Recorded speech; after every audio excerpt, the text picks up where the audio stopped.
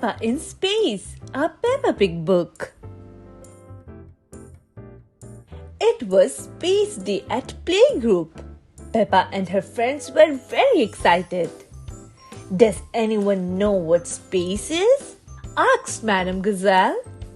Space is the physical universe beyond the Earth's atmosphere, said Edmund Elephant. Edmund was a bit of a clever clogs. That's right, Edmund, said Madame Gazelle. And today we are going to talk about something you find in space. The moon, shouted all the children. Yes, said Madame Gazelle. Can I live on the moon? Asked Danny Dog.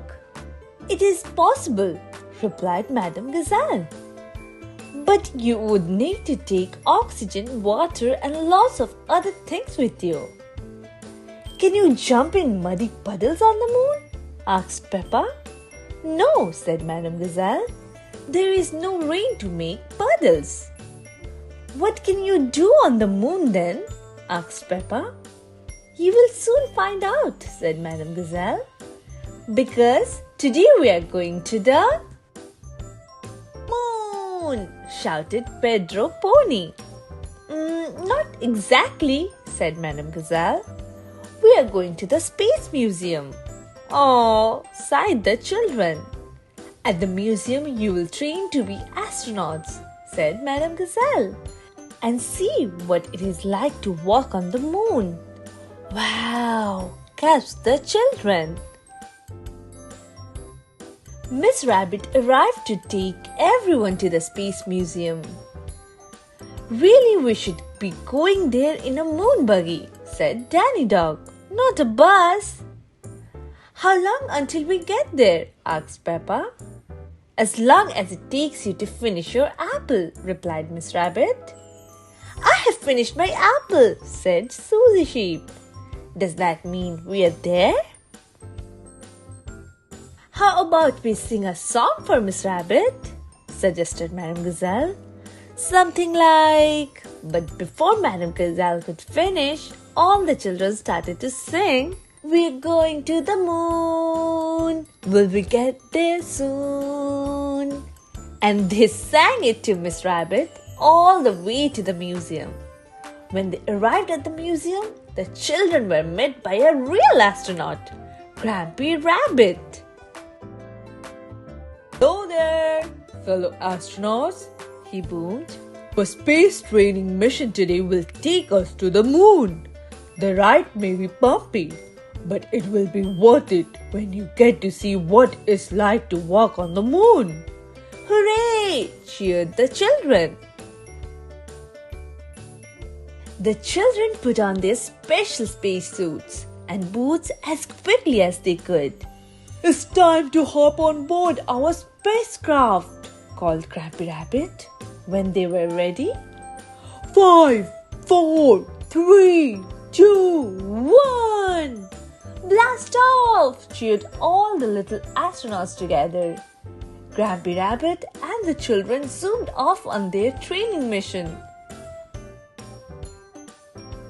On the way to the moon, Grampy Rabbit told the children all about the different planets in the solar system.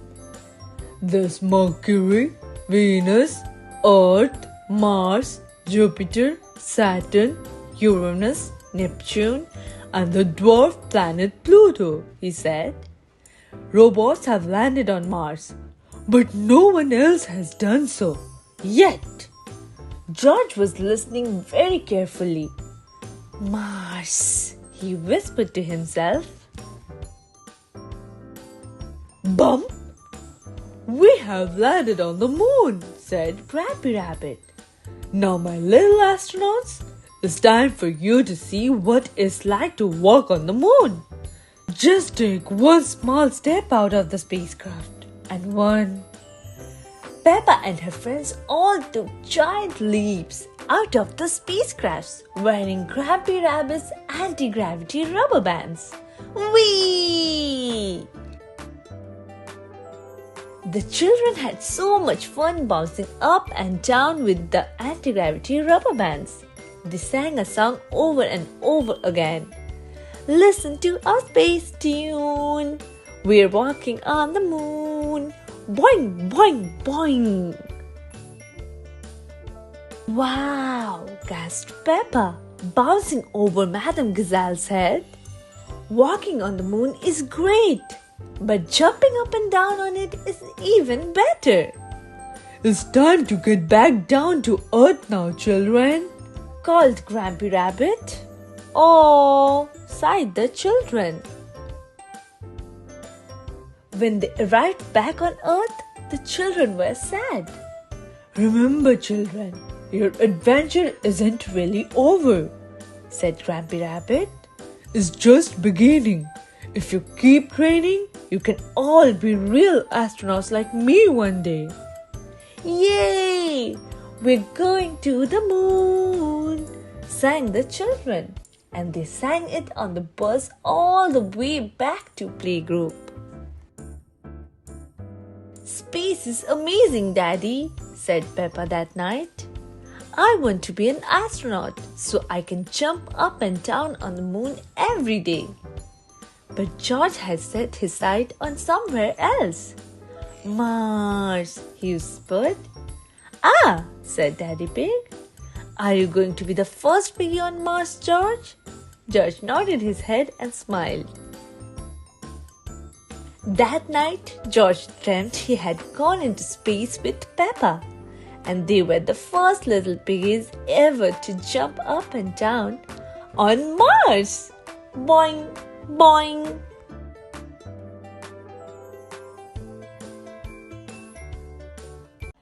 Peppa Pig and the Great Vacation. Peppa Pig and George are packing to go on vacation. You can't bring everything, says Daddy Pig. But we need all our toys, says Peppa. Just your favorites, says Daddy Pig. Peppa brings Teddy. George brings his dinosaur. Dinosaur, grrr, says George. Can Goldie come too? asked Peppa. Sorry, Peppa, Goldie can't join us, but Granny Pig and Grandpa Pig will look after her. The car is packed and the family is on the road. When will we get there? Calls Peppa from the back seat. Daddy Pig tells Peppa that they have a long drive.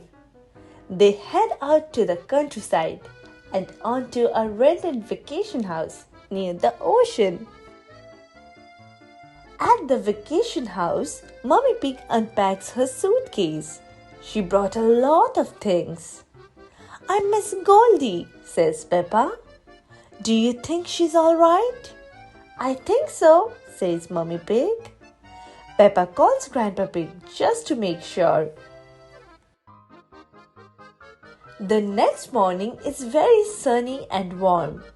Perfect day for a walk, says Daddy Pig. Splash! Daddy, you found the pool, calls Peppa.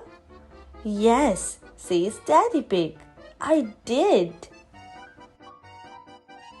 Mummy Pig goes shopping in town. Peppa and George want to have pizza for lunch. Mummy Pig has found some presents for Granny Pig and Grandpa Pig. That won't all fit in your suitcase, says Daddy Pig. I want to get something too, says Peppa. I hope it's small, says Daddy Pig. It is, says Peppa. It's a postcard and it doesn't have to go in a suitcase. It will go in the mail. The next day, Peppa and her family go on a nature walk. Daddy Pig has packed a big picnic lunch. There's nothing here but trees, says Peppa. Look around, Peppa, says Mommy Pig. There's lots to see here. Peppa looks around. Tracks, she says. I see tracks. Dinosaur, asks George. No, George, not dinosaur tracks, says Peppa. The tracks come to an end. Peppa gets Daddy Pig's binoculars and looks up. I see birds, a mother and babies in a nest. Peppa likes looking through the binoculars. Next, she looks down. I see ants, she says. They are carrying leaves for lunch. Ant salad. Yuck, says George. Peppa is hungry. So are Mummy Pig and Daddy Pig and George. Time for a nice picnic lunch. Peppa can't wait to tell Granny Pig and Grandpa Pig what a nice day they had on the nature walk. That evening, Peppa calls Grandpa Pig. He promises to tell Goldie that Peppa misses her and that she will be home soon. We are taking good care of her, he says. The next day, Daddy Pig and Mummy Pig take Peppa and George to the beach. It's a sandy beach with lots of rocks. Peppa finds a shell. George finds a fossil. Daddy Pig finds a crab. There's a tide pool, says Peppa. Peppa and George look in the tiny pool. There are small plants. There's a gold coin, says Peppa. Ooh, says George. Something is making bubbles. What could it be? A fish, says Peppa. Hello, fish. You'd love my fish, Goldie. Vacation is nearly over. Time to pack the suitcases and get back in the car. It's a long drive home, but Peppa has Daddy to keep her company in the back seat. She has George too. It has been a great vacation, but she can't wait to see Goldie. Mummy Pig gives Granny Pig her present. Peppa runs to see Goldie. Oh, you have grown, she says. A lot.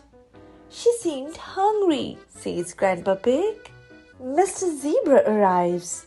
I have a postcard all the way from the beach, he says. Look, Goldie, says Peppa. You have got mail. Something from our great vacation.